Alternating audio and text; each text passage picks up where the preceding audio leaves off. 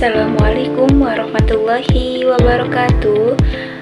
Halo semuanya, perkenalkan nama saya Uswatun Hasanah dengan NIM 0515140666 dari Prodi Pendidikan Bahasa dan Sastra Indonesia, Salut Pakis Jaya Karawang, UPBJJ Jakarta.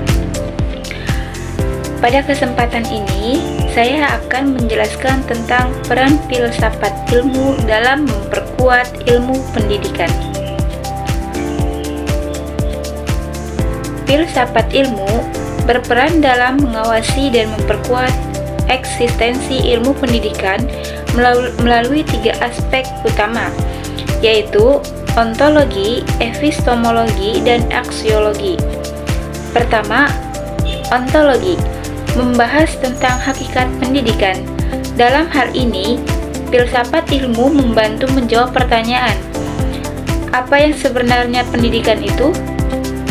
Pendidikan bukan hanya proses transfer ilmu, tetapi juga proses pembentukan karakter, moral, dan kepribadian manusia. Kedua, epistemologi. Epistemologi membahas bagaimana ilmu pendidikan diperoleh dan dikembangkan. Melalui pendekatan ilmiah, pendidikan disusun berdasarkan penelitian, observasi, dan teori yang dapat dipertanggungjawabkan. Yang ketiga, aksiologi. Aksiologi membahas nilai dan manfaat ilmu pendidikan. Pendidikan harus memberikan dampak positif bagi kehidupan manusia, baik secara intelektual, sosial, maupun moral. Dengan demikian, filsafat ilmu membantu pendidikan agar tetap ilmiah, terarah, dan memiliki nilai kemanusiaan.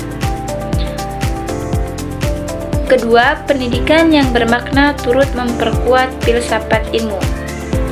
Pendidikan yang baik tidak hanya mengajarkan teori, tetapi juga menanamkan nilai karakteristik kritis, etika, dan kemampuan berpikir.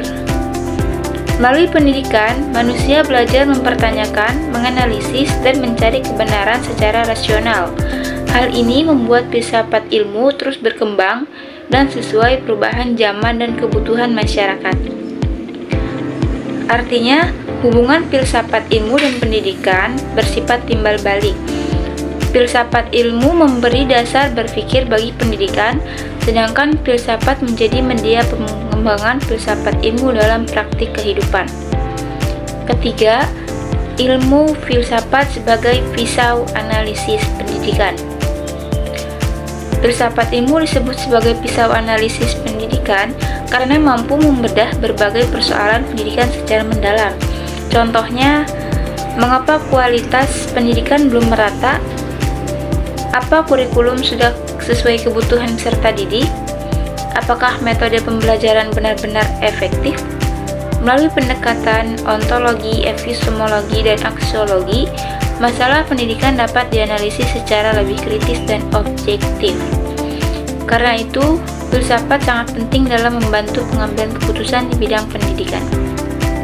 Contoh penerapan dalam praktik pendidikan.